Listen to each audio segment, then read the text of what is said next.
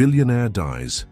30 minutes after wedding, the reason will leave you speechless. The champagne glasses were still raised, the laughter echoing under the chandeliers, when the billionaire suddenly clutched his chest and collapsed on the dance floor. The bride's scream pierced through the orchestra's music. Just 30 minutes after saying, "I do," the groom lay lifeless before his guests. But the real shock wasn't his death. It was the reason behind it. This was supposed to be the happiest day of his life, an extravagant wedding that cost millions, filled with the most powerful people money could buy. But destiny had other plans. Behind the glittering smiles, hidden grudges and long-buried secrets were waiting to erupt. The truth about why he died would unravel a story darker than anyone could have imagined. And for those left behind, the nightmare was only beginning. The day began like a fairy tale. Billionaire Richard Alcott, known for his ruthless deals and glittering empire, was finally marrying Isabel, a woman half his age whose beauty seemed too perfect for this world. Paparazzi crowded the gates, their flashes cutting through the morning mist as luxury cars poured into the estate. Guests whispered about Isabel's mysterious past, but no one dared voice it aloud in front of Richard. After all, when a man this powerful wanted something, he always got it. Inside the grand ballroom, crystal chandeliers glistened over tables stacked with orchids imported from Thailand. The bride's gown shimmered like starlight, while Richard's diamond cufflinks sparkled with every handshake. To outsiders, it was the perfect union of wealth and beauty. Yet under the polished smiles, something unsettling lingered.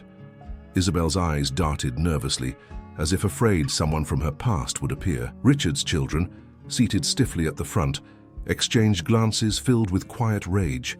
They despised the woman who had replaced their late mother so quickly. When the vows were spoken, Richard's voice cracked, not from emotion, but exhaustion. The man had built an empire by outlasting his rivals, but lately his health had begun to falter. Still, he laughed it off, calling himself invincible. Guests clapped, champagne popped, and the orchestra swelled into a waltz. For 30 minutes, the illusion of joy held strong. Then came the collapse. A sudden gasp echoed across the ballroom. Richard's face twisted in pain, his hand clutching at his chest as his knees buckled. Isabel shrieked, dropping to the floor beside him, her pristine dress soaking in spilled champagne. The orchestra screeched to a halt. Phones were raised, cameras clicked. Half the crowd thought it was some dramatic prank. But the panic in Isabel's voice was too real. Paramedics rushed in, their shoes squeaking against the marble. They tried everything, compressions, defibrillators, oxygen, but it was useless. Richard Alcott, billionaire, kingmaker, and feared titan of industry, was pronounced dead at the scene. The guests stood frozen in shock. But as whispers began to ripple through the room, an unsettling truth emerged. This wasn't a simple heart attack. Someone knew more, and the real story was just beginning. But I had no idea the worst was still to come.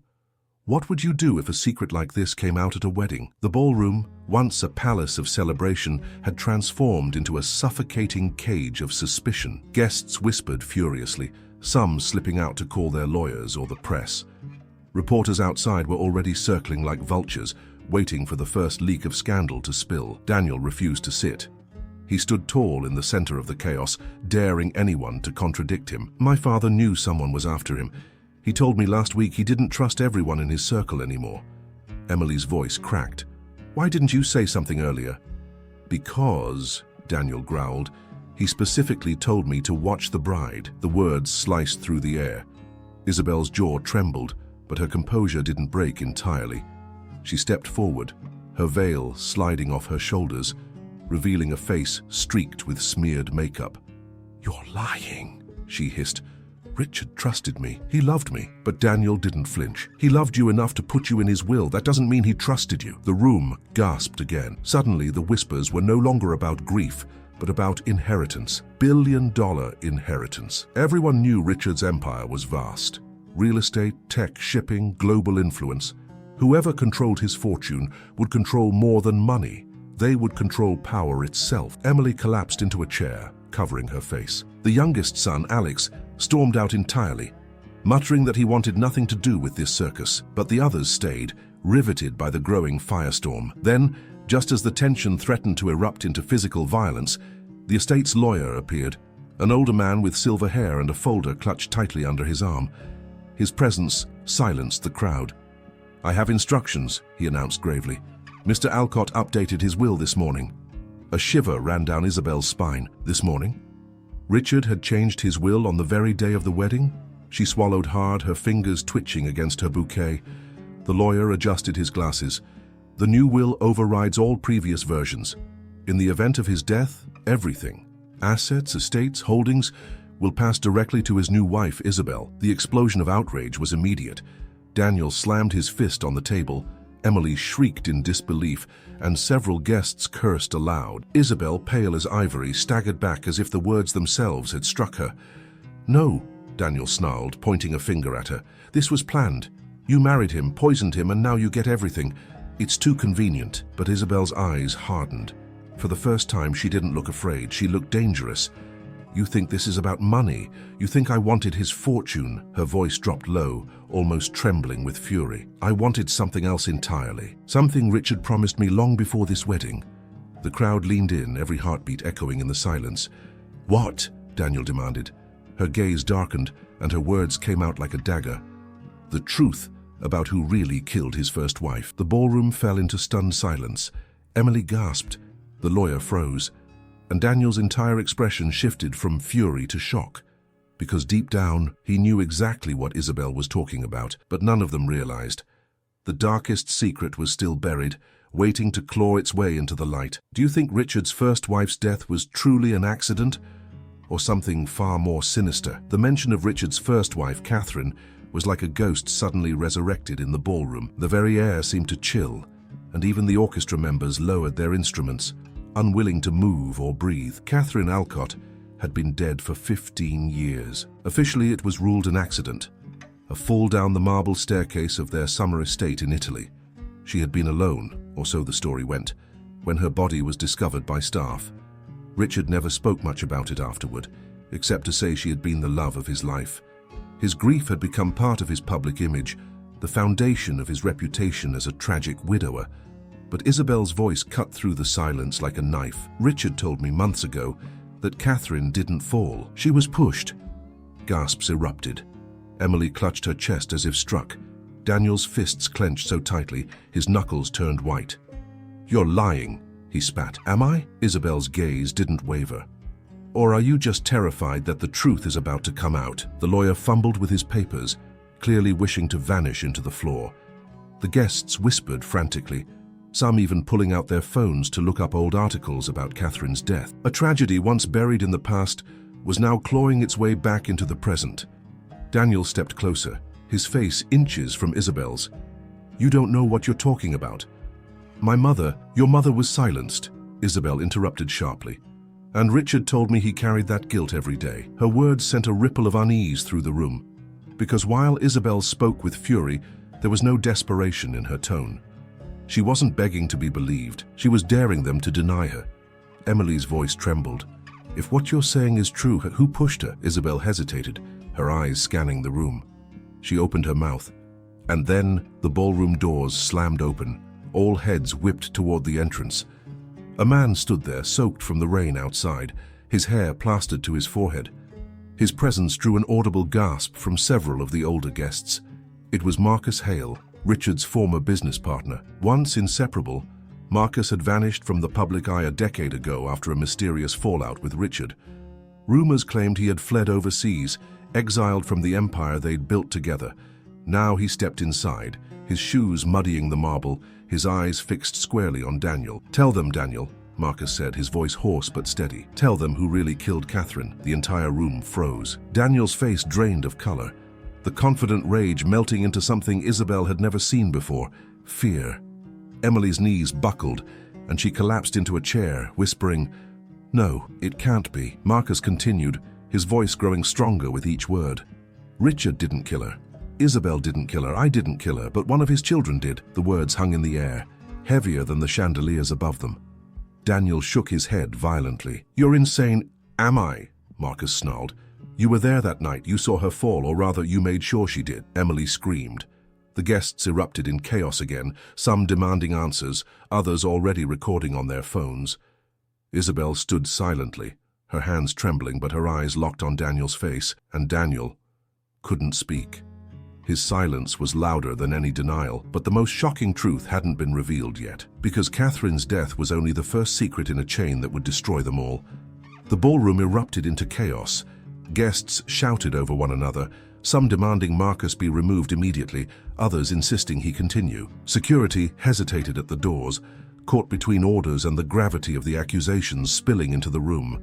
Daniel's face was a storm of rage and fear. "You don't know what you're saying," he barked. "You disappeared for 10 years. You're nothing but a bitter old man trying to ruin my family." Marcus's eyes narrowed. "I disappeared because I knew Richard's empire was built on lies, and because I knew Catherine's death wasn't an accident. You think I ran? No, Daniel. I was protecting myself. From you," the crowd gasped. Emily broke into sobs again, clutching her hair as if trying to block out the words. Isabel stepped back, her hand pressing against the wall for balance. For the first time, she seemed less like the villain and more like the one person desperate for the truth to finally be told. Marcus advanced slowly, ignoring the glares of security. His voice grew sharper with each word. That night, 15 years ago, Catherine had discovered something. She was planning to expose Richard and Daniel for laundering money through shell companies tied to offshore accounts. But before she could reveal it, she mysteriously fell. Daniel exploded. "That's a lie." His voice cracked, betraying him. "I was only 20 then." "Yes," Marcus cut in, his voice low and damning. 20, and already capable of murder. The silence was suffocating. Guests who had once been allies of the family now inched away, unwilling to be associated with the scandal unraveling before their eyes. Emily's lips trembled. "Daniel, tell me it's not true." Her brother couldn't meet her eyes. He stared at the floor, his chest heaving, sweat dripping down his temples. His silence screamed louder than any confession. Then Marcus dropped another bombshell. "Do you know why Richard married Isabel so quickly? It wasn't just about love. It was because Catherine had written a letter before her death, and Richard found it only months ago. Isabel was the only one who saw it. She knew everything." All eyes turned to the bride. Isabel's breath caught. She had kept this secret, locked inside her, waiting for the day Richard would reveal it himself. But now, Richard was gone, and she was alone in the crossfire. She closed her eyes and whispered, "The letter is real." Catherine knew she was in danger. She wrote that if anything happened to her, it wouldn't be an accident. And she named you, Daniel. The crowd erupted again, some crying out in horror, others demanding the letter be shown. Daniel's face twisted in fury. "She's lying. You all see it. This is her plan to steal everything. She's framing me." But Marcus's steady gaze pinned him like a knife. "If it's a lie, then why did Richard call me 2 weeks ago asking for protection? He knew the truth was closing in." Daniel staggered back, shaking his head. His carefully built armor was crumbling. Emily looked at him with wide, betrayed eyes. "Daniel," she whispered, her voice breaking, "please, just tell me, did you push Mom?" Daniel's lips parted, but no sound came out. And in that silence, the truth began to feel undeniable. But no one expected what would happen next. The arrival of someone who would turn every assumption upside down. The storm outside pounded harder against the windows, thunder rolling across the estate like a warning bell. Guests clustered in nervous groups, some openly recording the spectacle on their phones now. The once pristine wedding had transformed into a live trial, and the whole world would soon know. Just as Daniel opened his mouth, finally ready perhaps to defend himself, the doors to the ballroom burst open again. This time it wasn't Marcus who walked in. It was a woman. She was older, her hair streaked with grey, her coat dripping from the rain. Her presence drew an audible gasp from several guests who recognized her immediately. It was Margaret Hale, Marcus's estranged sister and Catherine's closest friend. Isabel's eyes widened, Emily's hands shot to her mouth, and Daniel looked like he had seen a ghost. Margaret stepped into the center of the room with a quiet authority that silenced even the most chaotic whispers. She removed her coat and dropped it to the floor, revealing a folder clutched against her chest. Her voice, though tired, rang with conviction. "Enough lies," she said. "It's time they know the truth." Marcus's eyes softened as he looked at his sister. "You came. I came," she confirmed, her gaze shifting to Daniel. "Because I can't watch this family bury the truth any longer." She opened the folder, pulling out yellowed pages, handwritten letters. The sight of Catherine's delicate cursive made Emily sob aloud. "This," Margaret announced, holding them high, "is Catherine's diary. She gave it to me the week before she died, telling me to keep it safe in case anything ever happened to her." The room collectively inhaled. Margaret's voice wavered slightly as she read aloud, "If I die, it will not be an accident. I have discovered things about Richard and his empire that put me in danger. I no longer trust my own family, not even my children. Daniel has grown too close to his father's darkness. He looks at me with eyes that are not his own." The words echoed through the ballroom, each sentence a blade cutting through the carefully woven fabric of the Alcott family's image. Daniel's face turned pale, his lips trembling. She was paranoid, he stammered. She was depressed. You can't take her words seriously. But Margaret wasn't finished. She flipped to another page, her voice steadying with righteous anger. "If this reaches the light, let it be known. The enemy is not only inside my home, but wears the face of my own blood." The crowd gasped again. Emily collapsed into sobs, whispering, "No, no, no." Isabel clutched the edge of a table to steady herself, her face unreadable. Daniel's fury erupted. "You all want to believe I killed her because it's convenient, because it clears Richard of his sins. But my father, your precious billionaire, wasn't innocent either." The room stilled. Daniel's voice rose, shaking with rage. "He used Catherine. He used all of us. And when she threatened to expose him, he begged me to stay quiet. Do you hear me? He begged me. He may not have pushed her, but he let her die. He covered it up. And Isabel knows it." All eyes snapped to the bride. Isabel's chest heaved, her eyes glistening with a truth she hadn't yet spoken. But before she could answer, Margaret said something that made the entire room stop breathing. "Richard didn't just let Catherine die. He made sure she did. I know, because Catherine told me why he wanted her gone." The silence was deafening. Even Marcus flinched. Margaret's eyes darkened, her voice dropping low. She was going to reveal that Richard was living a double life, a secret family, hidden for years, and that family is here tonight. The crowd erupted into pandemonium. Emily screamed.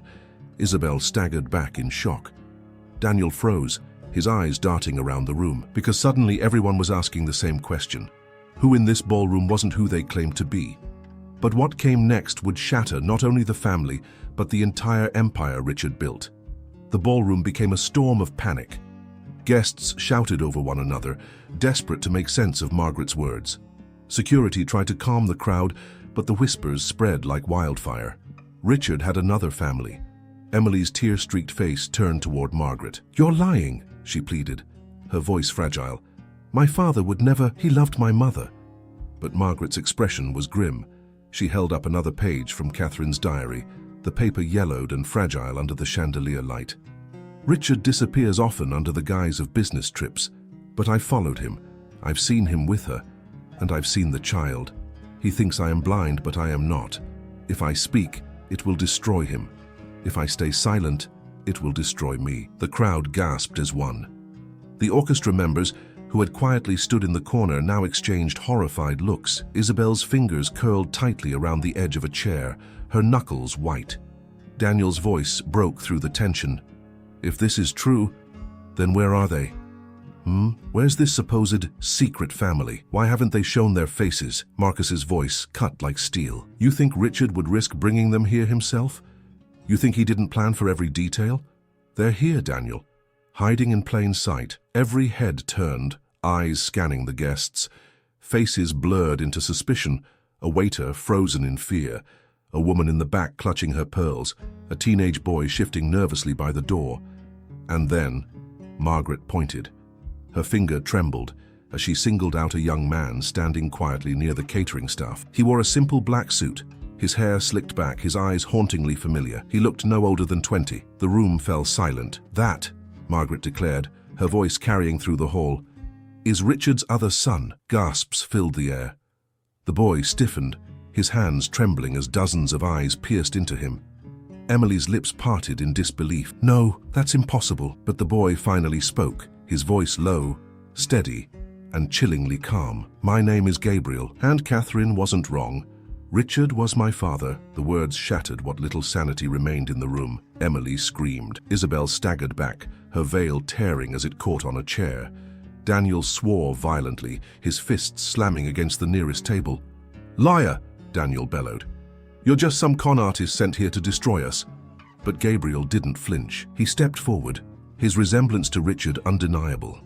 The sharp jawline, the piercing eyes, the same crooked half-smile Richard wore when negotiating deals. The whispers rose higher. He looked exactly like him. Marcus placed a protective hand on Gabriel's shoulder.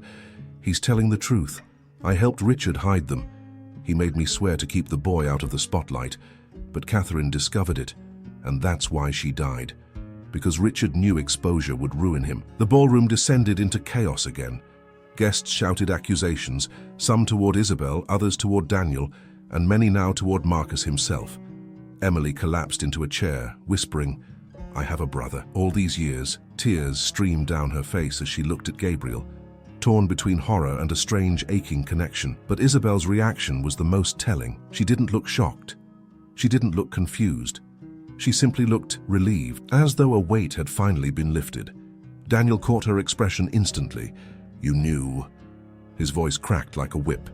"You knew about him." Isabel's lips trembled. "Yes," she admitted, her voice breaking. "Richard told me everything. That's why he married me so quickly. He wanted someone to protect Gabriel if anything ever happened to him." The revelation hit Daniel like a dagger. His face twisted with betrayal, rage, and something darker. "So you were never really his bride? You were his accomplice, his guard dog for his bastard son." The insult stung the air, but Isabel didn't flinch. She raised her chin, her voice steady now. "No, Daniel. I wasn't protecting Richard's secrets. I was protecting the boy your father abandoned. The boy who is just as much his blood as you are." The room was silent, every heartbeat echoing in the tension. Gabriel's eyes locked on Daniel's, and for the first time the heir of the Alcott Empire looked powerless. But no one yet realized the true reason Richard died tonight had nothing to do with love or loyalty or even Catherine's death. The truth was darker, and it was about to come to light. The ballroom, already a battlefield of whispers and accusations, fell into an eerie silence. Every eye was fixed on Gabriel, the young man who had just shattered the illusion of the Alcott legacy. His calm demeanor only made the revelation more haunting. Daniel's chest rose and fell with fury. "You think you can just walk in here, claim my father's name, and take everything he built? You're nothing. A mistake he hid in the shadows." Gabriel didn't flinch. His voice, steady and deliberate, carried across the hall. "If I'm nothing, then why did Richard call me last night? Why did he beg me to be here today?" The air thickened. Emily's sobs quieted into a stunned stillness. Isabel's lips parted as though she knew what Gabriel was about to say. Daniel barked a laugh, but it sounded hollow. "You expect us to believe that?" Gabriel's gaze locked on him. "Believe what you want." But Richard knew his time was running out. He knew someone close to him wanted him dead. "He didn't trust you, Daniel. He trusted me." The crowd gasped. Emily whispered, trembling, "Are you saying he knew he was going to die?" Gabriel nodded slowly. "He told me this wedding wasn't about love. It wasn't even about appearances. It was a test, a trap. He wanted to see who would try to end him once and for all." Marcus's eyes darkened, and it seems the trap worked. Panic rippled through the guests. The idea that the wedding itself had been a setup, a stage for Richard's death, was almost too much to comprehend. Isabel's voice trembled. "He told me the same. He said if he didn't survive tonight, the truth would finally come out. That's why he made me his heir. He knew Daniel would never stop until he had it all." Daniel's face twisted in rage. "You're lying, all of you." His voice cracked under the weight of panic. "Richard died because he was old, weak, and reckless.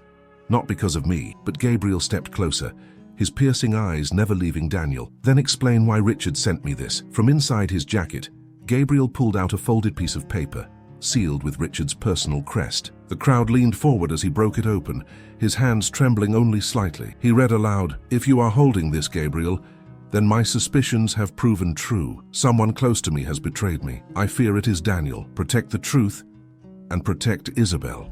Together you will survive what I could not." The room gasped. Emily nearly fainted, clinging to the nearest chair. Daniel's face drained of all color. "That's a forgery," he screamed, his voice desperate. He never would have written that. But Marcus stepped forward, his eyes heavy with certainty. "I recognize Richard's handwriting. That is no forgery." Daniel's fists clenched. His eyes darted wildly around the room, as if searching for an escape.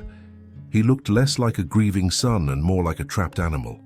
Gabriel lowered the letter, his voice sharp. "Richard died 30 minutes after marrying Isabel, because he knew his enemy was already in this room. And he wanted to leave behind proof." The guests erupted again, some screaming for Daniel's arrest, others doubting Gabriel's sudden rise from obscurity. Emily stumbled forward, her tear-streaked face pale. "Daniel, tell me it's not true. Tell me you didn't poison him." Daniel opened his mouth, but no words came out. His silence was deafening, and then Isabel said the words that shattered what little hope remained. "I saw you, Daniel, in the kitchen. You thought no one noticed, but I saw you pour something into Richard's champagne." The ballroom froze. Daniel's eyes widened in horror. No, she's lying."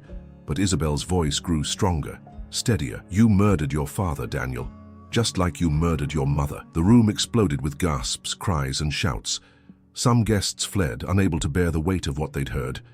Others crowded closer, desperate to see the downfall of the Alcott heir. Daniel's face twisted with rage, denial, and fear. His empire, his inheritance, his very identity, all of it was unraveling before his eyes. But none of them realized the darkest secret of all was still buried, one that even Richard hadn't dared to write in his letter. And when it surfaced, it would destroy not only Daniel but every Alcott who remained. The room felt like it was collapsing inward. The chandeliers above seemed to sway, casting fractured light on faces twisted by shock, anger, and fear. Isabel's words, sharp, steady, damning, still hung in the air like smoke after an explosion. Daniel's chest heaved, his jaw clenching so tightly it looked as if his teeth might break. "She's lying," he spat, his voice ragged. "You all want me to be the villain because it's easy, because it clears Richard of every sin he committed." But no one moved to defend him. Not even Emily. Her face was ghost pale, her body trembling as though the floor beneath her might give way. "Daniel, Tim, please," she whispered, her voice shaking. "Just tell the truth. Did you poison him?" Daniel turned toward her, his expression flickering, rage, sorrow, and then something darker. His lips curled into a bitter smile. "You want the truth, Emily? Fine. But it won't be the fairy tale you've believed your whole life." The guests leaned in, every sound in the room swallowed by the silence of expectation. Daniel's voice dropped low, deliberate. "Yes, I was in the kitchen. Yes, I had a vial, but it wasn't poison. It was an antidote." Gasps rippled across the ballroom. Even Marcus blinked, taken aback. "An antidote?" Isabel scoffed, her eyes narrowing. "Do you really think anyone will believe that?" But Daniel pressed on, his voice cracking with desperation. "Richard had been poisoned weeks before the wedding.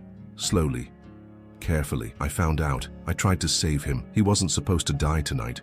He was supposed to live." The room buzzed with disbelief. Emily shook her head, confused and terrified. "But then who poisoned him first?" Daniel's eyes darted, scanning the crowd like a cornered animal. Finally, his gaze landed on Isabel. His voice sharpened into accusation. "She did. Isabel, the grieving widow, the innocent bride. She's been feeding him poison for months under the guise of medication. And the will? The inheritance? Convenient, isn't it?" All eyes swung back to Isabel. Her face blanched, but she didn't back down. Instead, she lifted her chin. "You're grasping at shadows, Daniel. If I had been poisoning him, why would I try to revive him? Why would I scream for help?" Daniel's laugh was hollow. "Because you're an actress, and you fooled them all. But I see you. You've always had your eyes on his empire. You think you're clever, hiding behind that veil of innocence. But Richard trusted me with one thing, his suspicion that you were killing him slowly." The lawyer, pale and sweating, fumbled with his folder again. "There is something else," he stammered. "Another letter. Richard left it with me yesterday." The room fell silent again. Every head turned toward the lawyer. He opened the folder with shaking hands and pulled out a sealed envelope. His voice cracked as he read aloud, "If I die, know this. I have been poisoned. If it is sudden, it is Daniel. If it is slow, it is Isabel. And if both point fingers at each other, then the truth is darker still." The crowd erupted in gasps and cries. Isabel staggered back, her hand clutching her chest. Daniel shouted in rage, pointing wildly at her. Emily collapsed again, sobbing uncontrollably. Gabriel stepped forward, his voice steady but cold. "So which one of you is lying? Because Richard knew he couldn't trust either of you. He knew someone at this table would destroy him." Daniel's voice broke, his desperation raw. "You're all blind. Isabel's been playing you from the start." But Isabel's eyes blazed with fury. "And you killed your own mother, Daniel. Do you really expect anyone to believe you now?" The ballroom spun into chaos. Guests screamed, Security rushed forward, and the storm outside battered the windows as though the world itself was demanding justice. And in the middle of it all, Gabriel raised the letter once more, his voice cutting through the noise.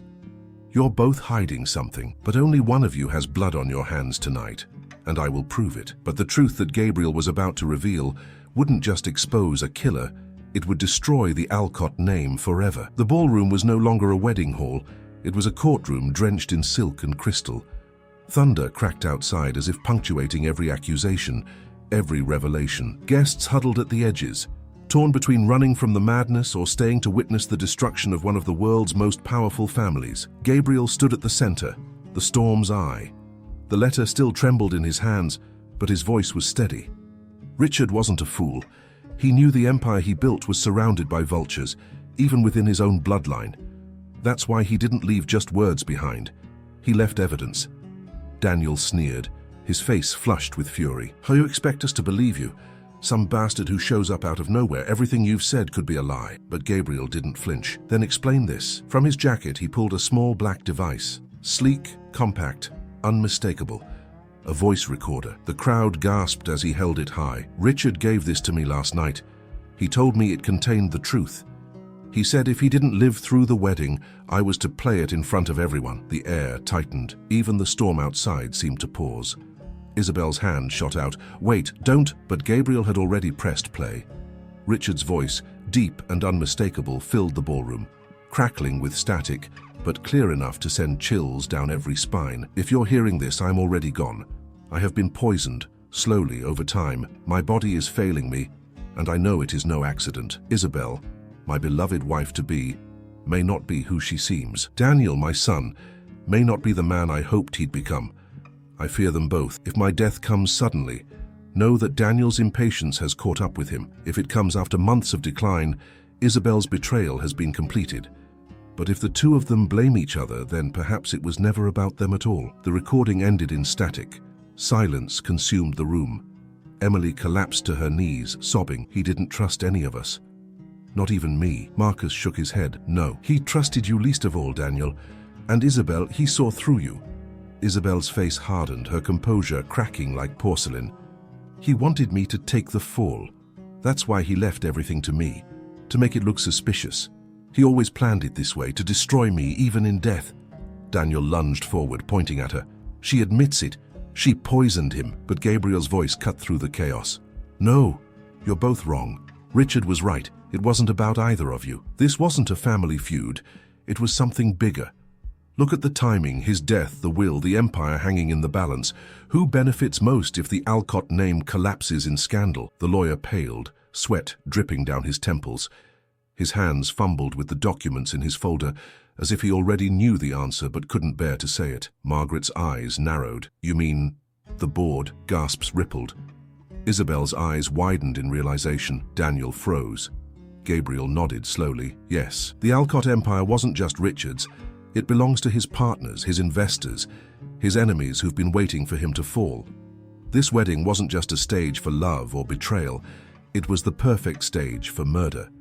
Because while all of us blame each other, the real killer walks free." The room erupted into confusion again, but Gabriel's words had struck deep. The idea that Richard's death was orchestrated not by family, but by powerful forces outside.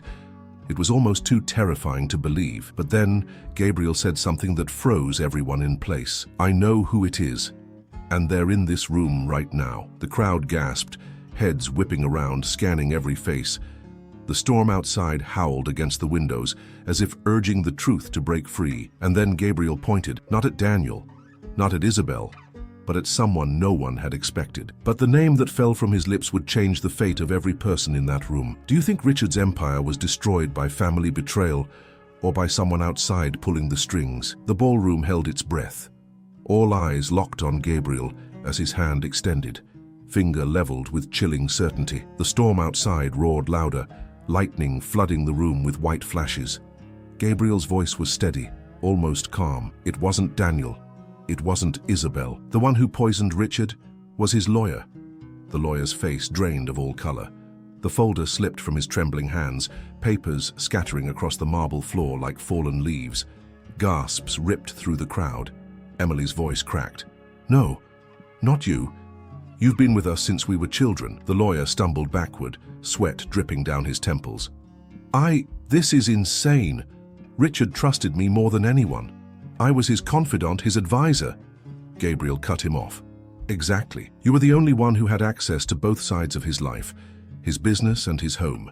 You were the one who made his new will, the one who held his secrets, the one no one would ever suspect.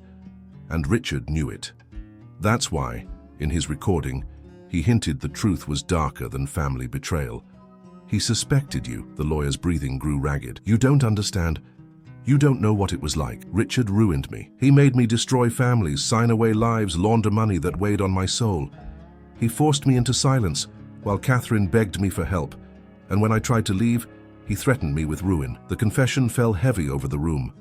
Guests shifted uneasily, torn between horror and a grim recognition of the empire Richard had built. Marcus's voice was sharp, cutting through the storm. So you killed him.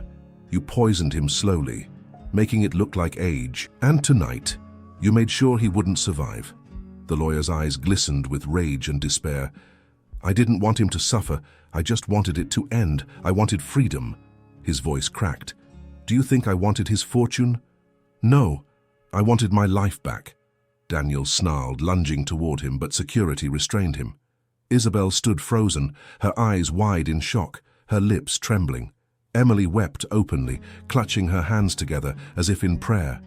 Gabriel stepped forward, his gaze piercing. And what about Catherine? Did you kill her too? The lawyer shook his head violently. No, that was Richard. Or maybe Daniel. I don't know. But I buried it. I buried everything because he demanded it. His voice dropped to a whisper. Catherine begged me to protect her. I failed her. The ballroom shook as thunder cracked again, echoing the devastation of the revelation. The lawyer collapsed to his knees, hands over his face, broken by his own guilt. But Gabriel wasn't finished. His voice carried with finality. You thought poisoning Richard would give you peace, but all you've done is uncover every secret he tried to bury. The empire will fall, and your confession will destroy what little remains of the Alcott name. Emily screamed, Stop, please, stop! But the avalanche of truth couldn't be stopped now. Isabel whispered, almost to herself, Richard always knew it would end like this. He just didn't know who would swing the knife. The lawyer looked up, eyes red, face trembling. You're wrong. Richard knew exactly who would kill him. He chose me, he pushed me, he made me do it. And in that chilling declaration, the once loyal servant of the Alcott dynasty sealed his fate. But even with the killer unmasked, the storm wasn't over. Because Catherine's diary still held one final secret, one that would change the family forever. Do you think the lawyer was only a pawn in Richard's game, or the true mastermind all along? The lawyer knelt on the marble floor, broken and trembling, but the room remained restless. The storm outside lashed the windows, wind howling like a chorus of ghosts. Even with a confession, the air was heavy, incomplete, because something still didn't add up. Gabriel's gaze drifted back to Margaret, who still clutched Catherine's diary against her chest. He stepped closer, his voice calm but commanding. You said Catherine gave you her diary before she died. We've heard fragments, but there's more, isn't there? Margaret's hands tightened on the leather-bound book. Her eyes flicked to Emily, then to Daniel, and finally to Gabriel. Yes, she admitted softly. There's one last entry, the one Catherine made the night before she died. I didn't want to read it aloud. I thought it was too cruel. But maybe it's the only way to end this. The guests hushed, their fear and curiosity intertwining. Margaret opened the diary, the fragile paper rustling like a whisper from beyond the grave. Her voice trembled as she began, If I do not live to see the morning, it will not be an accident. It will not be despair. It will be because I uncovered Richard's greatest secret. He has built not one empire, but two. One for the world to admire, and another in the shadows, funded by suffering, by blood, by betrayal. If anyone finds this, know, the greatest danger is not Richard himself. It is what he has created, a legacy that will devour even his children. Gasps echoed through the hall. Emily clutched her chest, whispering, No, no, not father. Daniel's face twisted with confusion and rage. Isabel's eyes darkened as though the pieces were finally falling into place. Margaret continued, her voice steadying with resolve. And if Gabriel ever reads this, know this truth. You are not only Richard's son, you are the rightful heir to the truth.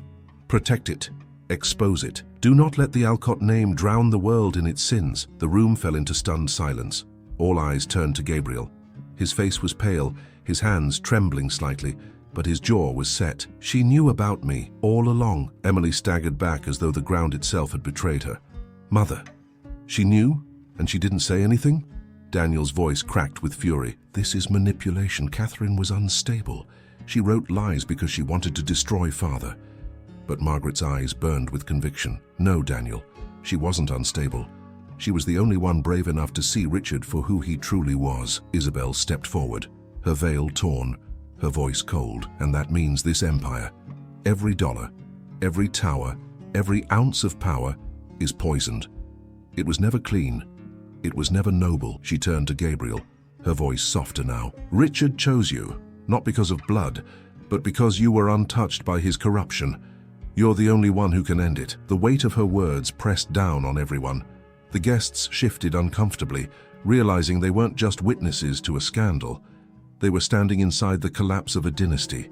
The lawyer, still on his knees, lifted his head, his voice ragged. Don't you see? That's why I did it. Richard wanted me to keep the machine running forever. I couldn't. Killing him was the only way to stop it. Gabriel's eyes narrowed.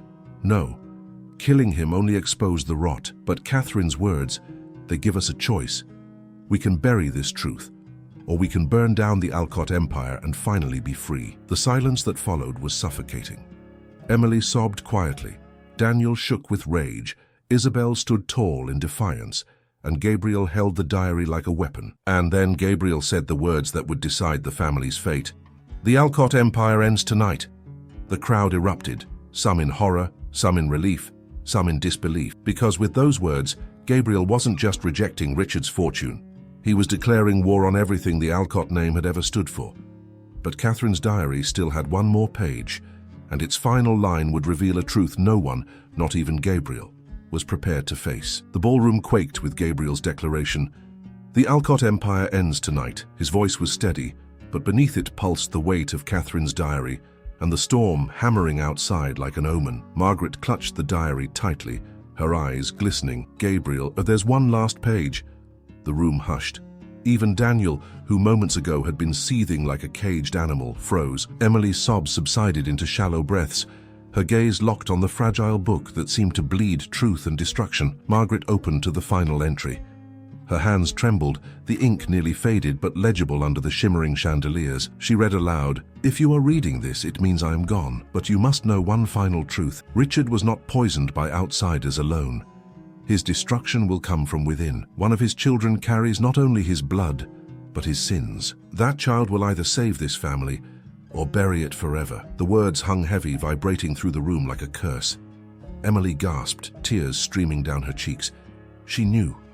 She knew one of us would destroy everything. Daniel stepped forward, his face twisted with anger. "And of course you all assume she meant me, because I was closest to him, because I became what he wanted me to be." His voice cracked. "But maybe she wasn't talking about me at all." All eyes turned toward Gabriel. The illegitimate son, the outsider, suddenly thrust into the center of destiny. Gabriel's jaw tightened, his knuckles white around the diary. "If she meant me, then I will choose differently. I will not carry his sins. I'll end them." But Margaret's eyes darkened. "Are you sure?" "Catherine feared you too, Gabriel, not because of who you were, but because of who Richard wanted you to become. She wrote those words as a warning, not a prophecy carved in stone." Isabel's voice cut through like glass. "Then it's simple. If Gabriel takes control, the empire survives. If he burns it down, the family dies with it." Catherine left the choice in his hands. Daniel laughed bitterly. "And what about me? What about Emily? Are we just casualties in your righteous crusade? You weren't there when he built this empire, Gabriel. You didn't watch him tear people apart and call it business. You weren't molded by his shadow.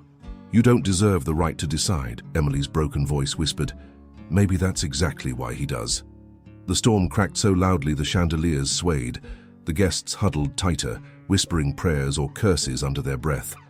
Gabriel opened the diary again, scanning the final lines Catherine had written in a shaky hand.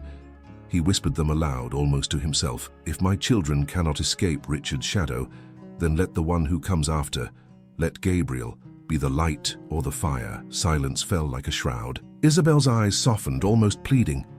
"Then you know what you have to do. Choose."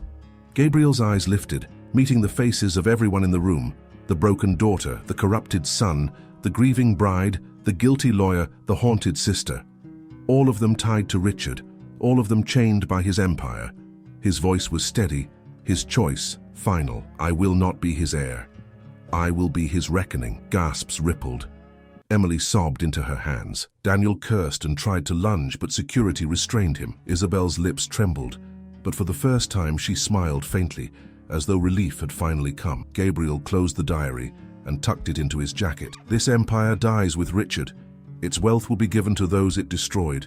Its secrets will be brought to light, and the Alcott name will end tonight. The room erupted, guests screaming, arguing, some praising his words, others condemning him. But the choice was made. The curse Catherine had written was fulfilled, not with greed, not with betrayal, but with fire. And yet, deep within the diary's spine, unnoticed by all, was a hidden letter Catherine had sealed away. A letter that held the most devastating truth of all, one that would not only rewrite the past, but ignite the future in ways none of them could imagine. The ballroom was already fractured beyond repair, families torn apart, reputations ruined, futures uncertain. Yet as Gabriel tucked the diary into his jacket, something strange happened. The brittle leather binding cracked, and a folded slip of paper slid loose, fluttering to the floor like a fallen feather. Margaret's eyes widened. That wasn't there before. Gabriel bent down, lifting the fragile envelope sealed with wax. The mark wasn't Richard's crest. It was Catherine's, delicate, hand-pressed, bearing her initials. C.A. The room stilled, every breath held in suspense. Gabriel broke the seal with trembling fingers and unfolded the letter inside. The ink was faint but legible, her handwriting looping in urgency. He read aloud, his voice unshaking though his heart thundered. To the one who finds this, if the diary has reached you, then my death was no accident. But you must also know, Richard was not the only one living a double life. The Empire's greatest secret is not the money, nor the crimes, nor the lies. It is blood. One of Richard's children is not his at all. A ripple of shock spread through the room. Emily's sob caught in her throat. Daniel stiffened. Isabel gripped the back of a chair for balance. Gabriel's voice faltered, but he forced himself to continue. I loved Richard once, but when his cruelty became unbearable, I sought comfort elsewhere. And from that comfort came a child, one who has been raised as Richard's own, but carries no trace of his blood. That child is innocent, but when the truth comes to light, it will either free them or destroy them. The room exploded in whispers, gasps, cries. Every pair of eyes darted between Daniel, Emily, and even Gabriel. Emily shook her head violently. No, she can't mean me. She can't. Tears streamed down her cheeks. I was her baby, her only joy. Daniel's voice was hoarse, trembling with rage. This is madness. She's trying to turn us against each other, even in death. But Gabriel studied the letter more closely. His voice dropped low, almost a whisper. She left a mark, a clue. The child with the eyes that do not mirror Richard's will know the truth. The chandeliers flickered as thunder rolled outside. All eyes turned slowly toward Emily, her wide, tearful eyes, so soft, so unlike Richard's sharp, piercing glare. They were Catherine's eyes. They always had been. Emily staggered back, shaking her head. No, please, don't say it. Don't say it, Daniel whispered, stunned. You're not even his. The revelation struck like lightning. The youngest Alcott, the only one who had seemed untouched by Richard's darkness, was not an Alcott at all. Emily fell to her knees, sobbing uncontrollably. All this time, all this pain, and I wasn't even his daughter. Isabel's face softened, a flicker of genuine compassion breaking through her usual composure. She knelt beside Emily, whispering, You're free, child. You were never bound to his sins. You don't have to carry his name anymore. But Daniel's fury boiled over. He pointed at Gabriel with venom. This is convenient, isn't it? Suddenly, Emily's not his, and you, his bastard, get to play the savior. This is all a setup, Gabriel's voice thundered over him, sharp and final. No, Daniel. This is the truth Catherine died to reveal. You were the son who carried Richard's sins. Emily was the daughter who carried none of his blood. And I am the son he tried to erase. Together we are the shards of his broken empire. The crowd erupted once more. the storm outside pounding the windows as though echoing the collapse of everything the Alcotts had built. Emily sobbed in Isabel's arms. Daniel raged against security's grip. Margaret stood tall, her face pale but resolute, and Gabriel clutched Catherine's final letter, his destiny sealed by ink written 15 years ago. But Catherine's letter ended with one last chilling line, one that would make even Gabriel doubt whether destroying the Empire was truly his choice or her plan all along. Do you think Catherine's secret about Emily frees her from the Alcott curse or leaves her even more broken? The ballroom had descended into fragments of grief and rage. Emily clung to Isabel like a child, her sobs echoing through the cavernous hall. Daniel thrashed against the men holding him, cursing the world, cursing Catherine, cursing Gabriel. Margaret stood rigid, as if the weight of Catherine's prophecy was pressing down on her shoulders. But Gabriel's eyes were still fixed on the letter. He hadn't finished reading. His hands shook as he turned the page slightly, revealing the very last line Catherine had scrawled before her death. His voice trembled as he read aloud, "Gabriel, my secret son, my greatest hope and my deepest fear. If you destroy Richard's empire, you will fulfill my wish. But if you claim it, you will fulfill your father's." The words dropped into the room like a guillotine blade. Gasps rippled through the crowd. Margaret whispered, "She left you with a choice, but also a curse." Gabriel's chest tightened. The storm outside rattled the windows as if the heavens themselves demanded an answer. He had believed himself the liberator, the one destined to burn down the Alcott legacy. But now Catherine's final words twisted everything. If he destroyed the empire, he honored his mother. If he kept it, he honored his father. Either way, his bloodline chained him to both. Daniel sneered, his voice venomous despite his restraints. "See? You're no savior. You're just another pawn in their twisted game. Mother wanted revenge. Father wanted power. And you..." He laughed bitterly. "You're torn between them, just like the rest of us." Emily's voice cracked. "Gabriel, don't let their sins decide for you. You're not them. You don't have to be either one." Isabel, still kneeling beside Emily, lifted her gaze. "Your mother gave you a choice, Gabriel. That means she trusted you.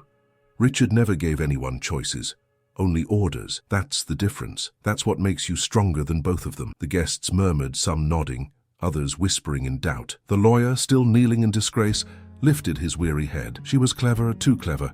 Catherine knew her death alone wouldn't be enough to destroy Richard, so she planted her truth inside you. You were always her final move." Gabriel's grip on the letter tightened. For the first time, he felt the full weight of the war he had inherited, not just between father and mother, but between revenge and redemption. Margaret's voice softened. "Gabriel, the fire is already lit. The only question left is whether you'll burn the empire to ashes or temper it into something new." The chandeliers flickered again, plunging the room into a shadowed glow. Gabriel lifted his eyes, scanning the wreckage of the family before him. Emily shattered but free, Daniel consumed by rage, Isabel both protector and deceiver, Margaret the keeper of truth, and dozens of guests who would carry this story into the world by morning. He folded Catherine's letter slowly, deliberately, and slipped it into his jacket. His jaw set. His voice was low, but it carried through the storm, silencing the room. "I am not my mother's revenge. I am not my father's heir. I am something else. And what I choose tonight will not be for them. It will be for me." The silence that followed was deafening, thick with suspense. Every soul in the room leaned in, desperate to know what Gabriel's choice would be. And then the storm outside broke open, rain hammering the glass like 1,000 hands, thunder rattling the chandeliers. The sound drowned his next words, leaving the crowd straining to hear. Was he promising fire or rebuilding? No one knew for certain. All they knew was that the Alcott dynasty, for better or worse, had ended the moment Catherine's letter was read. But fate wasn't finished with Gabriel, because outside the estate, in the shadows beyond the storm, forces Richard had kept at bay for decades were waiting, and they had no intention of letting his empire die so easily. The storm raged harder, rain slamming against the tall windows like fists demanding entry. The ballroom was chaos-contained, anguish, fury, betrayal. But beyond the estate walls, unseen to those inside, headlights cut through the downpour. Black cars, dozens of them. Engines idled in unison, as figures in dark coats stepped into the rain, umbrellas snapping open. Their faces were hidden, but their movements were deliberate, coordinated. These weren't guests. They weren't family. They were predators circling a wounded empire. Inside, Gabriel still clutched Catherine's final letter, the weight of it anchoring him. Emily trembled in Isabel's arms. Daniel seethed like a caged animal. Margaret stood pale but resolute, and the disgraced lawyer wept quietly on the floor. None of them knew that the storm outside wasn't just weather, it was a siege. Then the estate's heavy doors burst open. A man strode in, tall and lean, his silver hair slicked back, his tailored suit darkened by rain. He carried no umbrella. He didn't need one. His presence alone silenced the room. Several others followed, men and women in sharp suits, their expressions cold, unreadable. They spread like shadows through the hall, surrounding the family, blocking exits. Daniel's rage flickered into unease. "Who the hell are you?" The silver-haired man smiled faintly, though his eyes held no warmth. "We are the board. Richard's true partners. The ones who built his empire while you children played at being heirs." A murmur of terror swept through the guests. Isabel's face paled. Margaret's hand clutched her chest. Gabriel's jaw tightened. The man's voice was smooth, calculated. Richard was useful, ruthless, ambitious, but he was never in control. Not really. His death was inevitable, and now his empire returns to those who kept it alive. Emily's trembling voice broke the silence. You killed him? You poisoned him?" The man tilted his head slightly. "We gave the lawyer the choice. He carried the poison. We carried the promise. He was our pawn. Richard's death wasn't about revenge. It was business." The lawyer sobbed louder, covering his face. "They forced me. They said if I didn't do it, they'd destroy me." The silver-haired man crouched beside him, his smile sharp as glass. "And destroy you we will." Your usefulness ended the moment Richard collapsed. With a snap of his fingers, two of the suited figures dragged the lawyer to his feet. His screams echoed as they pulled him toward the doors. Gabriel stepped forward, his voice thunderous. "You think you can erase this? That you can bury Catherine's truth? I have her diary, her letters. The world will know." The man's smile didn't fade. "You misunderstand, Gabriel. We don't care if the world knows. Scandal does not kill an empire. Money survives scandal. Power survives truth. What we fear, what we cannot allow, is fire. And you, Gabriel, are fire." The suited figures closed in around him, their shadows stretching across the marble. Isabel moved instinctively, placing herself between Gabriel and the men. "You'll have to go through me first." Daniel let out a hollow laugh, though his eyes betrayed fear. "Finally, someone bigger than Gabriel to hate. Maybe you'll finish what I couldn't." But the man ignored Daniel entirely. His eyes never left Gabriel. "You have two choices. Join us, inherit Richard's seat at the table, and wield the empire as it was meant to be, or burn with the rest of them." The room was silent, every heart hammering. Gabriel's destiny was no longer about his parents, it was about survival. The storm outside pounded harder, as though urging him to decide. Catherine's words echoed in his mind, "Be the light or the fire." And for the first time, Gabriel realized, maybe he could be both. But before he could answer, a gunshot split the air. The gunshot cracked like lightning, drowning even the thunder outside. For one frozen heartbeat, no one moved. Then gasps erupted, guests screaming, ducking behind overturned chairs and tables as echoes rattled through the marble hall. Gabriel stood motionless, his chest rising and falling. The silver-haired man flinched, but did not fall. Instead, one of his suited guards stumbled back, clutching his shoulder, blood spreading across his immaculate jacket. All eyes whipped toward the source of the shot, Margaret. She stood at the edge of the room, both hands gripping a small pistol, her frail body trembling but her aim steady. Her eyes burned with a fury decades in the making. "You think you can take what's left of this family?" She spat, her voice shaking yet fierce. "I buried Catherine, I buried the truth, and I swore I would protect her children. You will not have them." The silver-haired man straightened slowly, his cold smile returning. "Ah, Catherine's shadow. I wondered when you would finally show your teeth." The men in suits raised their weapons toward Margaret, but Gabriel stepped forward, shielding her. His voice thundered, "Put the guns down. If you hurt her, the world will hear everything tonight. The diary, the recordings, everything." The man's eyes narrowed. "You think the world cares about truth? They'll read it, they'll gasp, and then they'll move on. But power endures." Margaret's hands shook, but she didn't lower the gun. Maybe. But power dies when people stop fearing it. She glanced at Gabriel, her voice dropping to a whisper only he could hear. "Catherine knew this day would come. She left you the fire. Use it. Daniel, restrained by security, but still watching hungrily, sneered. Do it, Gabriel. Burn it all. Watch them choke on the ashes. At least then you'll prove you're really one of us. Emily's voice cut through the chaos, raw and desperate. No, don't listen to him. Don't listen to any of them. Gabriel, please, you don't have to kill or destroy to end this. You can be different. The storm outside howled louder, rain hammering the glass as if the sky itself demanded a verdict. The silver-haired man tilted his head, studying Gabriel. So, what will you be? Richard's son, at my table. Or Catherine's flame, burning everything until nothing remains. Gabriel's pulse thundered in his ears. He could feel every gaze on him. Isabel's unwavering support, Emily's pleading innocence, Margaret's fierce faith, Daniel's venom, the board's cold threat. And above it all, Catherine's words echoed like a curse. Be the light or the fire. Gabriel lifted Catherine's diary in one hand and reached for Margaret's gun with the other. The room tensed, every breath held, and then, with a single motion, he aimed not at the board, not at Daniel, not at Isabel, but at the massive crystal chandelier above the hall. The shot rang out. Glass exploded. The chandelier came crashing down, shattering against the marble floor, scattering diamonds of glass and sparks of fire as the candles ignited the fallen drapery. Screams filled the room. Panic erupted. Smoke began to rise. Gabriel's voice roared over the chaos. The Alcott Empire ends tonight. The fire spread quickly, devouring silk and wood. The board members scrambled, shouting orders, but their composure was gone. Guests stampeded toward the exits, pushing past security. Daniel howled in fury as he was dragged away. Emily clung to Isabel, and Margaret stood beside Gabriel, her eyes fierce with pride. The silver-haired man, unfazed even as flames rose around him, gave Gabriel one last look. You've made your choice. Fire it is. But remember this, flames burn everyone, even those who start them. And with that, he vanished into the smoke, his shadows retreating with him. Gabriel watched the empire collapse in fire and glass, the storm outside roaring in harmony.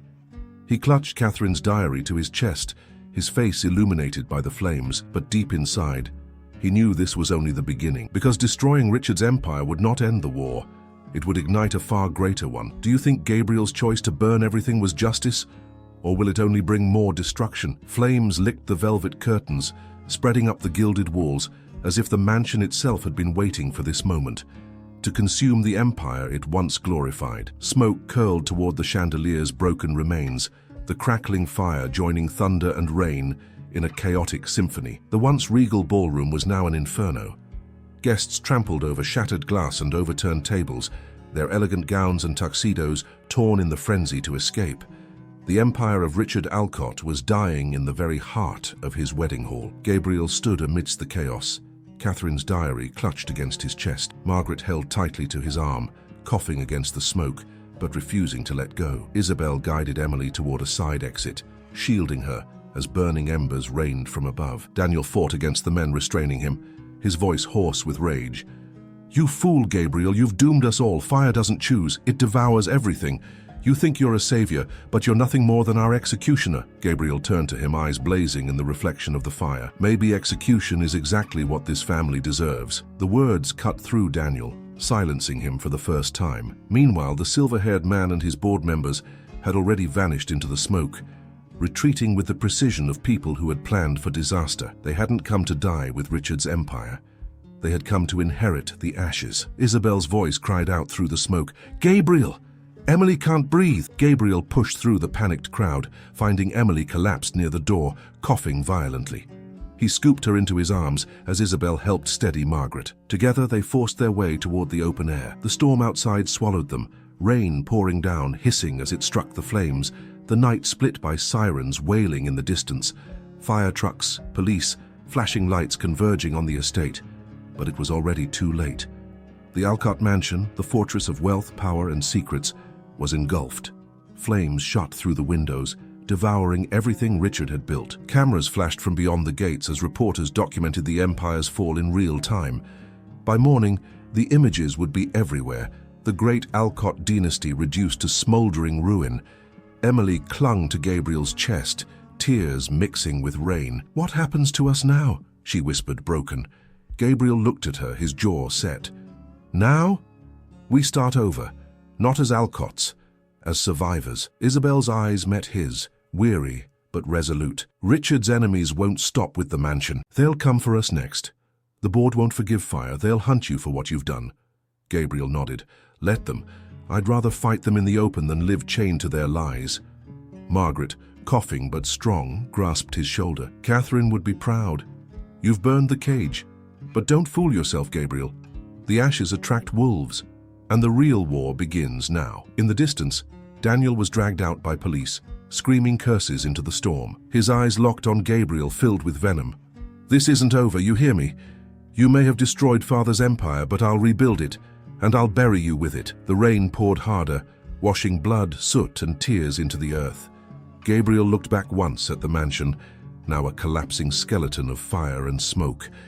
He whispered into the storm, not sure if it was to Catherine, Richard, or himself. The Alcott name ends here, but deep inside, he knew Isabel and Margaret were right. The Empire's fall was not an ending, it was an invitation. Every enemy Richard had crushed, every deal he had corrupted, every shadow he had bargained with, they would come crawling out of the dark now.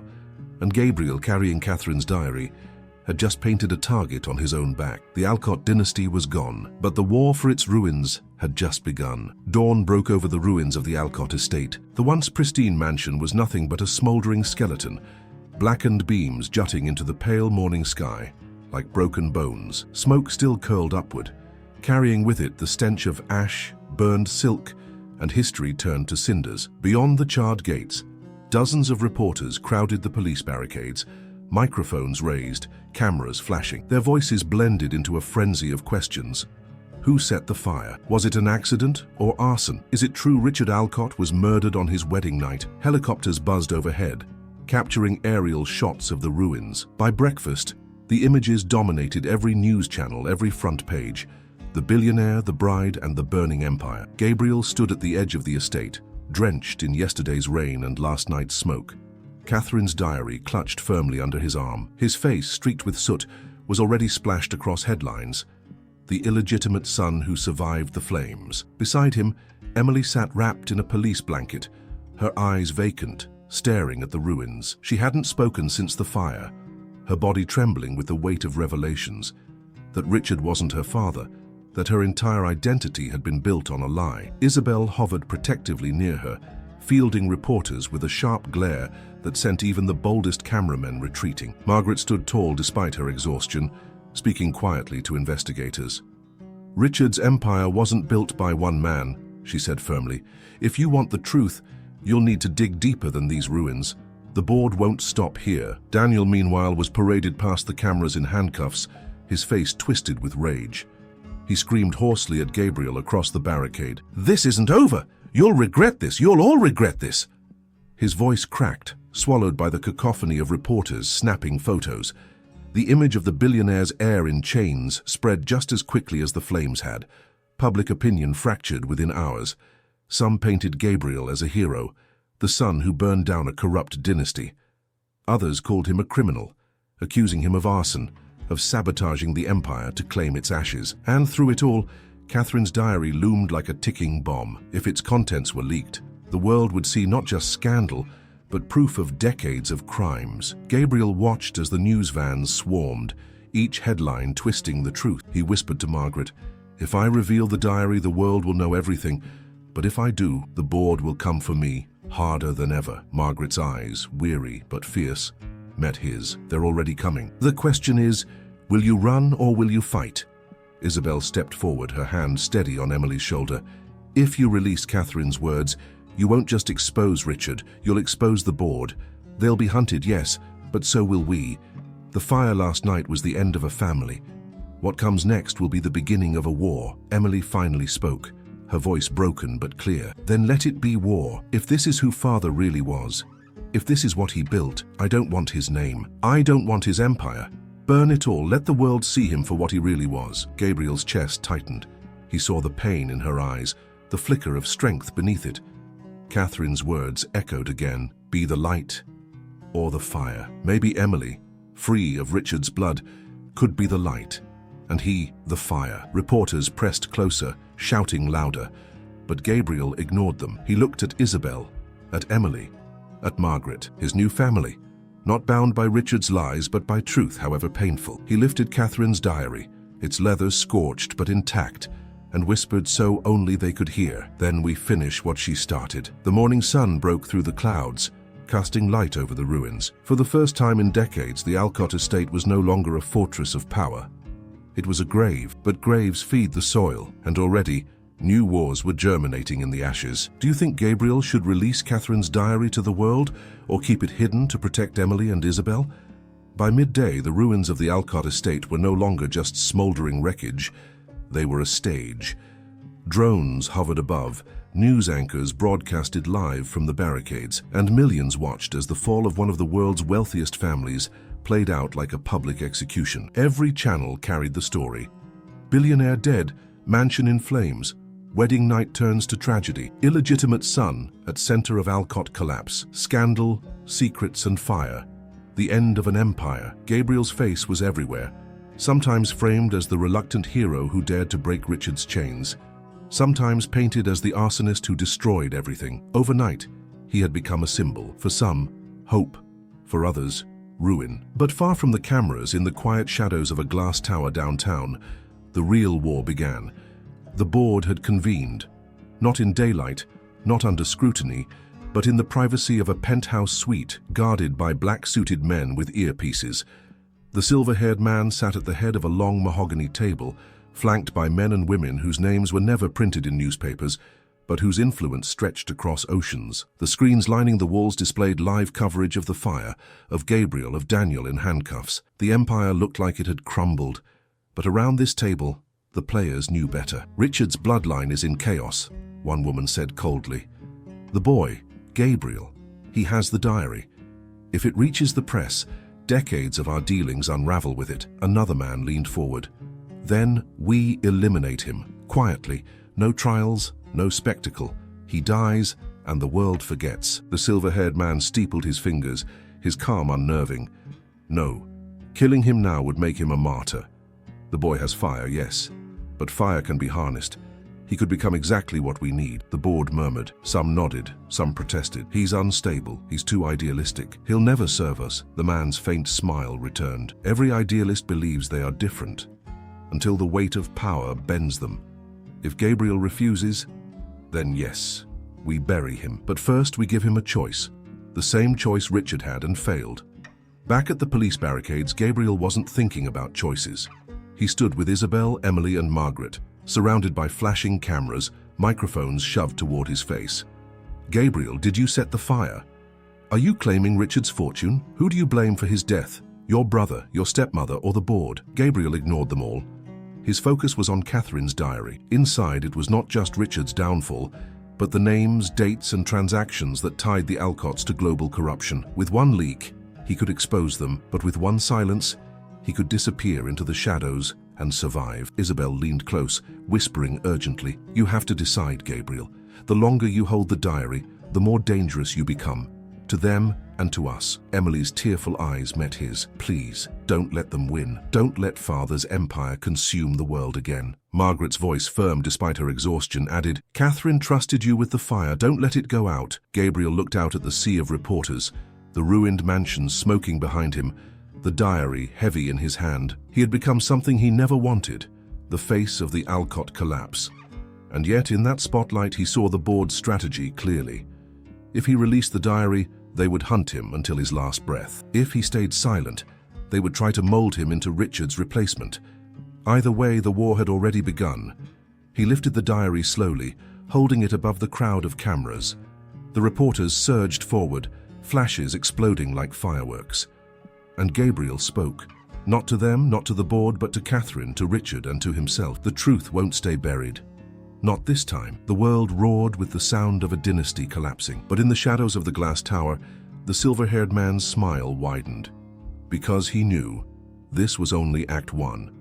"Do you think Gabriel should leak Catherine's diary immediately, or wait and strike when the board least expects it?" The image traveled the world in seconds. Gabriel Alcott, soot-streaked and defiant, holding Catherine's diary aloft as the mansion burned behind him. By noon, every major network replayed the footage on loop. Talk show hosts debated his motives. Commentators speculated about the diary's contents. Hashtags trended worldwide. End of an empire, Alcott secrets, Gabriel the heir. Some called him a hero who had finally exposed the rot of the ultra-rich. Others branded him an arsonist, an illegitimate son desperate for revenge. But no matter the angle, one truth was undeniable. Gabriel had become the face of the Alcott downfall. In the streets, protests erupted outside banks and skyscrapers tied to the Alcott empire. Placards read, "We want the truth, and no more lies." For the first time, Richard's shadow empire wasn't feared, it was despised. But while the world cheered or condemned, the board moved quickly. Inside the glass tower, the silver-haired man watched the news with amusement. "He thinks he holds the fire," he murmured to the others seated around the long table. "But fire can be contained." Directed, a woman at the table frowned. "And if he refuses to play along?" "Then," the man replied calmly, "we remind him that fire burns the ones closest to him first." He slid a file across the table. Inside were surveillance photos. Isabel guiding Emily into a hotel. Margaret walking with Gabriel through the police barricades. Red circles marked each face. "The boy doesn't fear for himself," the man continued. "He fears losing what little family he's found. That is where we strike." Back at the hotel safe house, Gabriel paced the room, the diary heavy in his hands. Isabel sat beside Emily on the bed, stroking her hair as the young woman stared blankly at the ceiling. Margaret watched Gabriel quietly, her expression sharp. "You've become a symbol," Margaret said at last. "But symbols are fragile. The board will try to bend you, or break you." Gabriel's jaw tightened. "Let them try." Isabel's eyes darkened. "Don't be foolish. They won't come for you first. They'll come for us, for Emily." Emily finally spoke, her voice hoarse but steady. "Then tell the world everything. Release the diary. If they come for me, at least they'll never win." Gabriel froze. His sister, though not by blood, looked at him with a bravery that pierced through his chest. Catherine's words echoed, "Be the light or the fire." Emily, with Catherine's eyes, was the light. Margaret stepped closer. "If you release it all at once, they'll drown you in chaos before the truth takes root. But if you play it slowly, page by page, revelation by revelation, you control the fire, not them." Gabriel turned to the window, watching the smoke from the mansion still curling into the sky. His reflection stared back at him, no longer just the illegitimate son, but the man everyone now watched. Finally, he spoke. "Then, we give the world the truth. Not in one spark, but in a storm." Margaret's lips curved into the faintest smile. Catherine would be proud. But Isabel's voice was colder, sharper, and Richard would be terrified, which means the board will stop at nothing to silence you. They'll come tonight. Be ready. Thunder rumbled again, though the storm had passed. It was no longer weather, it was war. And for the first time, Gabriel welcomed it. Should Gabriel release Catherine's diary all at once, risking chaos or page by page, building unstoppable momentum? Night fell over the city, but the world didn't sleep. Every screen, every feed, every headline was still ablaze with the Alcott name. Commentators dissected every frame of the fire, every word Gabriel had spoken, every photo of Daniel in handcuffs. The collapse of the empire was no longer a story, it was a spectacle. And then, just after midnight, Gabriel struck. On a live stream watched by millions, he appeared in a dimly lit room. His face was tired, scarred by smoke and exhaustion, but his eyes were steady. Catherine's diary rested on the desk before him, its worn leather illuminated by a single lamp. "This book," Gabriel began, his voice firm, "was written by my mother, Catherine Alcott. She died 15 years ago, and the world was told it was an accident. It wasn't. She knew she was in danger. She left these words for us, for me, for all of you." He opened to the first page and began to read. Not the sensational entries about betrayal or secret children. He saved those for later. Instead, he started with Catherine's observations about the empire, the shell companies, the laundering, the manipulation of governments and charities. "They told you Richard Alcott was a visionary," Gabriel said, his voice heavy with conviction. "But he was a predator. His empire was built on blood and deception. These are his crimes. And this is only the beginning." The broadcast cut across platforms, spreading like wildfire. Within hours, governments issued statements of investigation. Markets trembled. Investors scrambled to distance themselves from the Alcott name. But in the glass tower, the board watched in silence. The silver-haired man leaned back in his chair, his smile never wavering. He's clever. He started with business, not blood. He knows if he begins with scandal, it will be dismissed as family drama. But if he begins with money, the world listens. A woman at the table scowled. He's destabilizing everything we built. If this continues, it won't, the man interrupted smoothly, because we won't let him control the narrative. By the time he gets to the personal betrayals, we'll have discredited him completely. He tapped the table, and a folder slid across. Inside were photos of Gabriel at the fire, alongside fabricated bank statements and manipulated images. We'll make the world believe he's not a truth-teller. He's an arsonist, a fraud, a son hungry for revenge. The board members nodded grimly. The war for truth had become a war for narrative. Back at the safe house, Gabriel ended the stream and leaned back in his chair, exhausted. Isabel approached, her expression cautious. You've thrown the first stone. They'll strike back harder than you can imagine. Margaret's eyes gleamed with something almost like pride. You've lit the fire. Catherine's voice is finally heard. Emily, wrapped in a blanket, looked at him with quiet fear. But what if they twist it? What if people stop believing you? Gabriel's gaze hardened. Then we give them more, page by page, until the truth is too loud to silence. But as the words left his lips, a faint buzz came from his phone. A single message from an unknown number. Nice performance. Enjoy your moment. Tomorrow, the world will call you a liar. Gabriel stared at the screen, his jaw tightening. The board had made their move, and the war for the Alcott legacy had just gone global. By morning, the tide had shifted. The same networks that had broadcast Gabriel's live stream now flashed new headlines, darker ones seeded with the board's poison. Illegitimate son manipulates mother's diary for fame. Gabriel Alcott, truth-teller or arsonist? New evidence links Gabriel to mansion fire. Photos splashed across every channel. Gabriel holding the diary as flames roared behind him.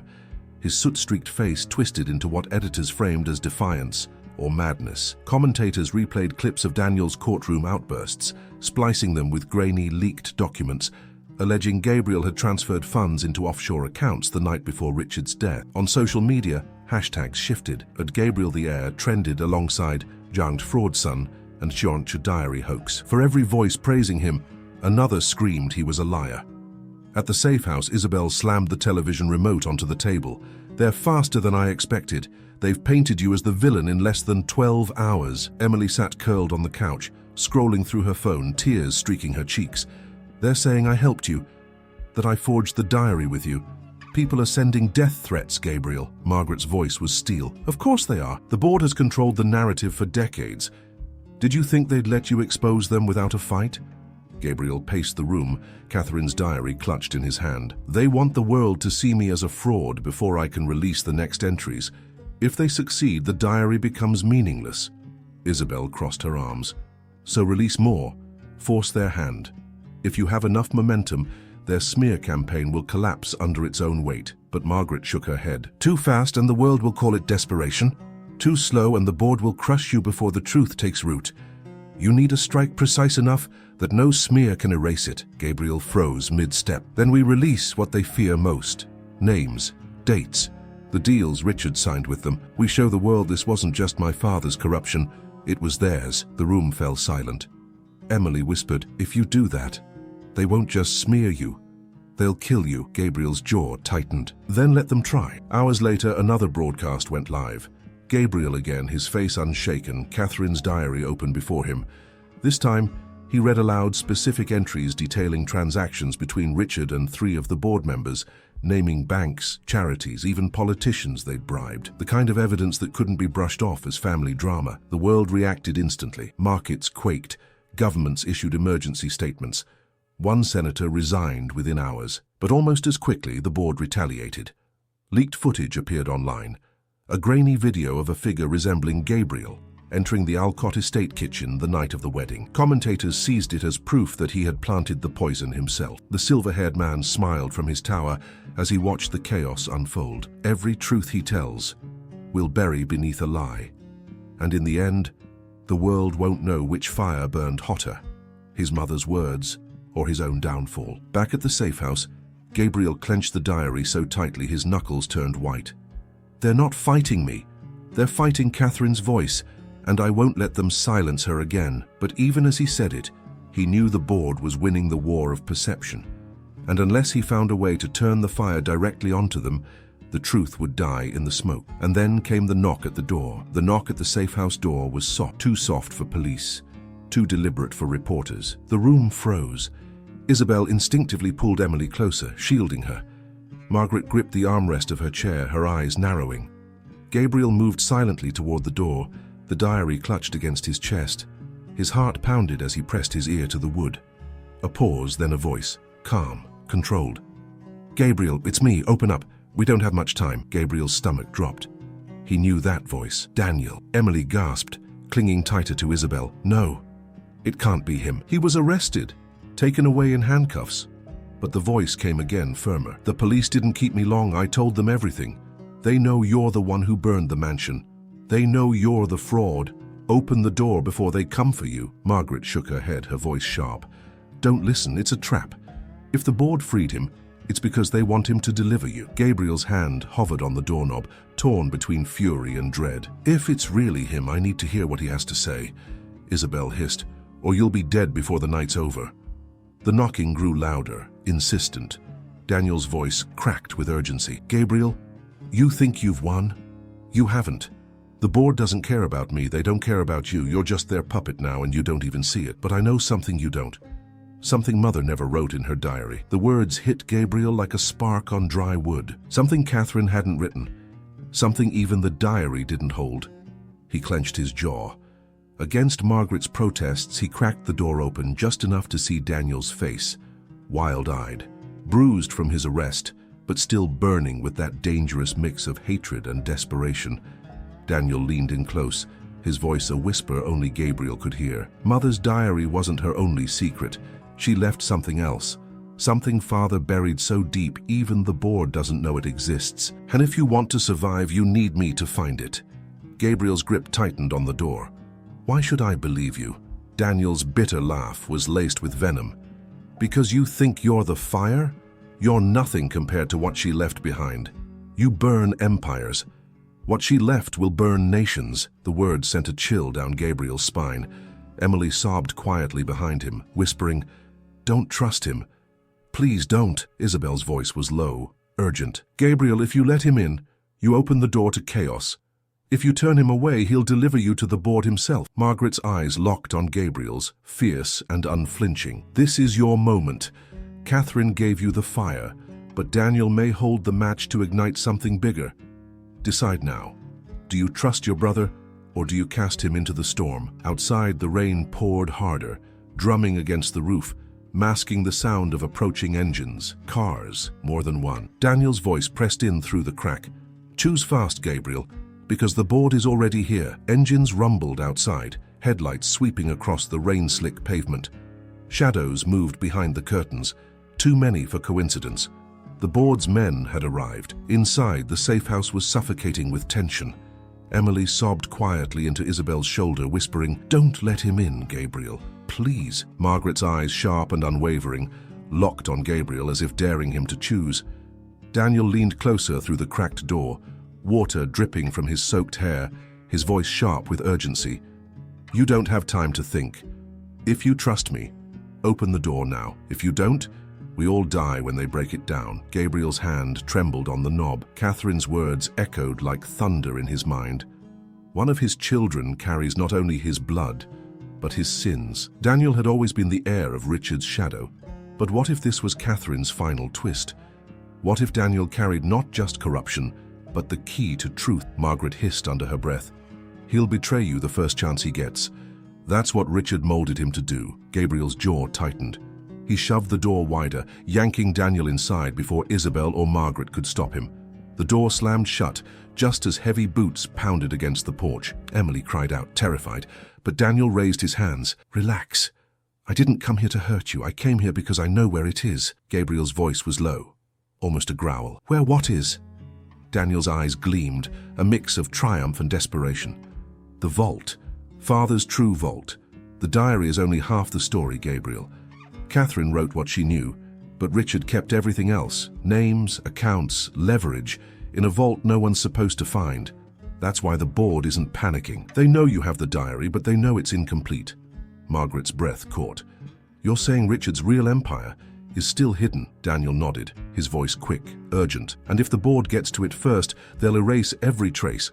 But if we get there before them... He leaned closer to Gabriel, eyes burning. You'll have the power to finish this war once and for all. Isabel's eyes narrowed. And what's in it for you, Daniel? You expect us to believe you're suddenly on Gabriel's side? Daniel's smile was bitter. I don't care about Gabriel. I don't care about Catherine's crusade. But if the board wins, I'm finished. Everything Father promised me, everything I clawed for, it'll be gone. I'd rather burn with Gabriel than be erased by them. The pounding on the door grew louder. Voices shouted outside. Open up! You can't run forever. Emily trembled. Gabriel, as if you trust him, you're risking all of us. If you don't, we might never find the vault. Gabriel's mind raced. The diary had already shifted the world, but Daniel was right. The board wasn't destroyed yet. They were holding back because they believed they still had the ace in their hand. The vault. He turned to Margaret. Her face was pale, her jaw set. Your mother wanted you to burn the empire, she said softly. But she also wanted you to survive. Only you can decide which truth matters more. The door shook violently as the board's men tried to force it open. Gabriel's decision came in a single breath. He turned to Daniel, eyes blazing. Then show me the vault. Before it's too late. Daniel smirked, relief flickering across his bruised face. Good choice, brother. The next moment, the windows shattered as the board's men stormed the safe house. Bullets shredded the curtains, sparks flying as glass rained down. Gabriel grabbed Emily, pulling her toward the back exit, Isabel at his side, Margaret firing the last bullets from her pistol. Daniel shouted over the chaos, "This way! If you want to live, follow me!" And so, in the fire of betrayal and the storm of bullets, Gabriel chose not silence, not surrender, but the dangerous path into Richard's final secret. The diary was fire, but the vault was dynamite. The night swallowed them as they fled the burning safe house, bullets ripping through walls, headlights chasing their every step. Daniel led the way, his voice sharp over the chaos. The vault isn't in the city, it's beneath Father's country estate, the one he said was abandoned. That's where he kept the real empire. They sped through rain-slick back roads in a stolen SUV, Gabriel gripping the diary, Emily trembling beside him, Isabel driving with feral focus. Margaret sat in the back, pistol in hand, her frail body burning with unyielding fire. Hours later, they reached it. A crumbling stone manor hidden by forest, ivy crawling up its broken walls. It looked forgotten, lifeless, but Gabriel felt the weight of Richard's presence still there, suffocating the air. Daniel strode ahead, shoving open rusted doors. Inside, the manor was empty, except for dust and silence. But beneath a rotting rug in the library, Daniel revealed a steel trapdoor. A biometric lock gleamed faintly in the dark. Gabriel froze. The lock scanned not fingerprints but eyes. Richard's eyes. Emily whispered, terrified, "But he's dead." Daniel's smirk was bitter. Not quite. He planned for this. The system accepts bloodline. That means you, Gabriel. Gabriel's stomach churned, but he knelt, letting the scanner flash across his iris. A sharp click echoed, and the trapdoor opened. The staircase spiraled down into darkness. They descended, the air growing colder, damper, until the tunnel opened into a vast underground chamber, the vault. Rows of steel cabinets stretched like catacombs. Stacks of files, hard drives, gold bars, and passports lined the shelves. Monitors flickered to life automatically, showing global transactions, accounts, secret holdings. The empire wasn't just money, it was control. Governments, corporations, wars. Richard hadn't built wealth. He had built a hidden kingdom. Emily staggered back, horrified. This is what he left behind, Margaret whispered, almost reverent. This is the cancer Catherine wanted you to burn. But Daniel stepped forward, his voice low, hungry. No, this is salvation. With this, we can crush the board. With this, we take Father's place. Gabriel's chest tightened, fury burning in his veins. That's the difference between you and me, Daniel. You want to inherit his sins. I want to end them. Daniel's eyes blazed. Then you're a fool. The world doesn't change because of truth, it changes because of power. And now it's mine. He lunged for the nearest cabinet, pulling files, waving them like weapons. Isabel raised her gun, shouting, "Stop!" But Daniel turned on her, eyes wild. You don't get it, do you? This is our chance to rule. Gabriel's hand shot to the diary. Catherine's words echoed like fire. Be the light or the fire. He knew what he had to do. With one motion, Gabriel seized a lantern from the wall, ripped its flame free and hurled it across the shelves. The files ignited instantly, fire leaping from cabinet to cabinet. "No!" Daniel roared, rushing into the flames. He tried to grab the burning files, clutching at the empire slipping through his fingers. But the fire consumed faster than he could fight. Smoke billowed, the alarms shrieked. Isabel pulled Emily toward the exit, Margaret firing warning shots at board agents rushing down the tunnel. Gabriel stood in the inferno, the diary pressed against his chest, watching Richard's empire dissolve into ashes. Daniel's scream echoed through the chamber. "You'll regret this, Gabriel. If the board doesn't kill you, I will." His silhouette vanished into the smoke, swallowed by the fire he had tried to control. Gabriel turned his back. The vault collapsed in flames, the ceiling cracking, stone raining down. They barely escaped into the night as the ground shook, the manor crumbling behind them. The vault, the empire, was gone. Gabriel stood in the rain, chest heaving, Catherine's diary safe in his arms. The fire reflected in his eyes as he whispered, "It ends tonight." But even as the ruins smoldered, he knew it wasn't over. The board still lived. Daniel still lived. And the world, now awakened, was watching him. The empire was ash, but the war had only begun. Dawn broke once more, this time over the ruins of Richard's second empire. The forest estate still smoked, the underground vault now nothing but collapsed stone and ash. What Richard had built in shadows for decades had burned away in a single night, destroyed not by rivals, but by his own blood. Gabriel stood on the hillside, rain-washed and exhausted, Catherine's diary pressed against his chest. Around him the survivors gathered, Emily shivering in Isabel's arms, Margaret pale but unbroken, their eyes all fixed on the smoking ruins below. Silence stretched, heavy and uncertain. Emily's voice broke it, fragile but steady. "So, is it over?" Gabriel didn't answer right away.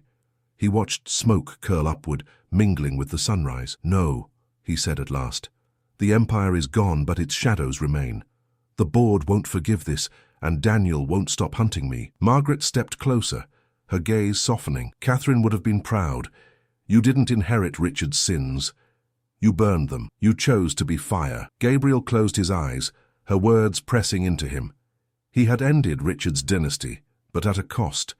A brother turned into an enemy, a board still alive in the dark, and a world waiting to see if the truth could survive the lies. Isabel touched his shoulder, her voice quiet. "So what now? Do we keep running or do we fight?"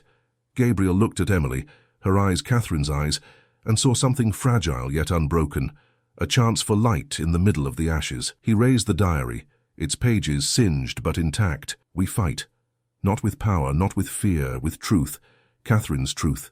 Page by page, until the fire spreads beyond their reach." The rain eased, and the sun pierced through the clouds, casting light over the smouldering ruins. For the first time, the Alcott name felt powerless, stripped of its grandeur, left naked against the dawn. Gabriel breathed deeply as though inhaling freedom. Richard's empire is dead, but Catherine's legacy has only begun. He turned toward the horizon, diary in hand, his new family at his side. Behind him lay ashes, betrayal, and ghosts. Ahead lay war, uncertainty, and hope. And for the first time in his life, Gabriel didn't feel like Richard's bastard son. He felt like Catherine's heir. What about you? If you were in Gabriel's place, would you have destroyed the empire to honor the truth, or seized its power to shape the world in your own image?